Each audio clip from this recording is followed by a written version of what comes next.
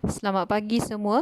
Okay, hari ini kita akan sambung bab 4 pengeluaran, iaitu 4.1.8 tahap pengeluaran paling cekap.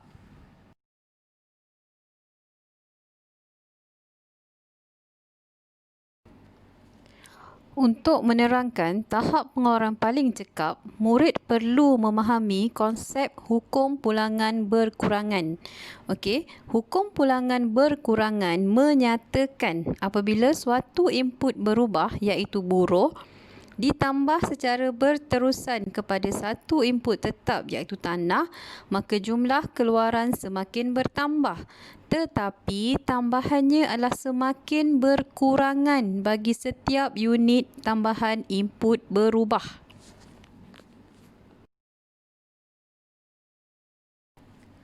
Hukum ini berdasarkan kepada 3 andaian iaitu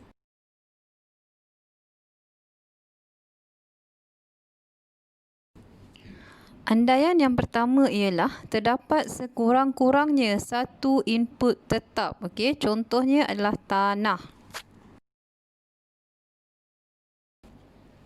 Andaian yang kedua ialah input berubah adalah homogen. Homogen bermaksud sifat yang sama antara satu unit dengan yang lain. Okey, contoh input berubah ialah buruh. So kita mengandaikan buruh mempunyai kepakaran yang sama. Andaian yang ketiga ialah kita mengandaikan tingkat teknologi pengeluaran tidak akan berubah. Okey, seterusnya kita akan lihat rajah berkaitan hukum pulangan berkurangan. Mempunyai 3 tahap, iaitu tahap yang pertama ialah jumlah keluaran bertambah dengan kadar yang cepat dan pulangan marginal juga akan bertambah. Untuk tahap yang kedua, jumlah keluaran masih lagi bertambah tetapi dengan kadar yang perlahan dan pulangan marginal akan berkurang.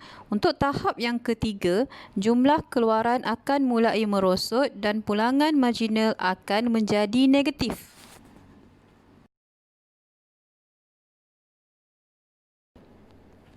Seterusnya, kita akan lihat jadual fungsi pengeluaran jangka pendek untuk menceritakan tentang tahap pengeluaran paling cekap yang terbahagi kepada 3.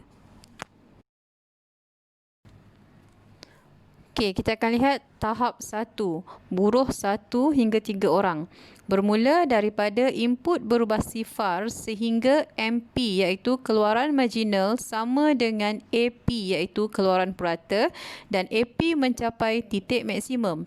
Okey, yang pertama, jumlah keluaran iaitu TP meningkat daripada 6 unit kepada 24 unit apabila bilangan buruh bertambah daripada 1 orang kepada 3 orang. Okey, yang kedua, keluaran purata iaitu AP meningkat dan mencapai maksimum pada unit yang ke-8. Okey, yang ketiga, keluaran marginal atau MP pada mulanya meningkat lebih cepat daripada AP.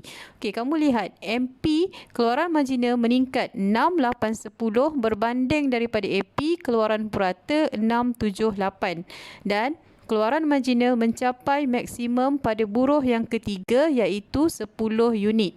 Okey, pada tahap ini, tahap pengeluaran tidak cekap kerana input berubah yang digunakan secara relatif lebih kecil berbanding dengan input tetap. Di mana kamu lihat, input berubah iaitu buruh 1 sehingga 3 orang. Tetapi input tetapnya tanah adalah sebanyak 1 ekar. Maka dekat sini berlakunya pembaziran input tetap, pembaziran tanah. Okey. Pengeluar yang rasional tidak akan berhenti mengeluarkan output pada tahap ini kerana penambahan input berubah akan meningkatkan outputnya.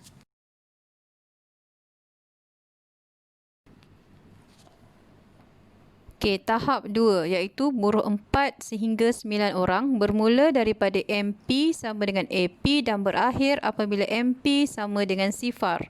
Okey, yang pertama, jumlah keluaran meningkat daripada 32 unit sehingga mencapai maksimum pada 46 unit apabila bilangan buruh bertambah daripada 4 orang kepada 9 orang.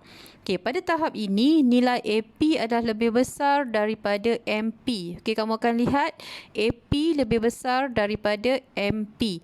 Okey, TP tidak menurun tetapi meningkat dengan kadar yang berkurangan. Okey, kamu lihat jumlah keluaran okey meningkat 32, 37, 41, 44, 46 dan mencapai maksimumnya pada 46. Meningkat tetapi pada kadar yang berkurangan. Okey, pada tahap ini gabungan antara input berubah dan input tetap adalah yang paling cekap. Okey, tahap ini adalah tahap yang paling rasional dan cekap bagi mengeluarkan output.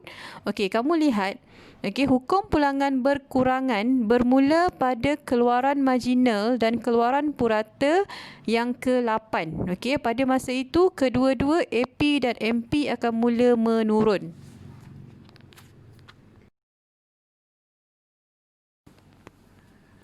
Okey, tahap 3 iaitu buruh 10 orang dan seterusnya. Bermula ketika MP sama dengan sifar iaitu pada tahap TP maksimum. Okey, pada tahap ini penambahan penggunaan input berubah menyebabkan TP berkurangan iaitu merosot kepada 45 unit pada kuantiti buruh yang ke-10 dan keluaran marginal iaitu MP menjadi negatif.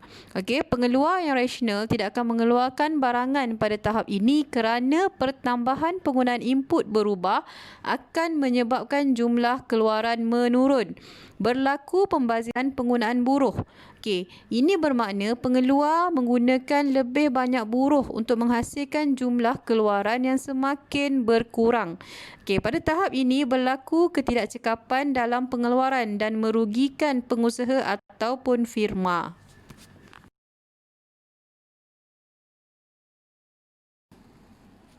Okey, sekian. Terima kasih. Kita jumpa lagi.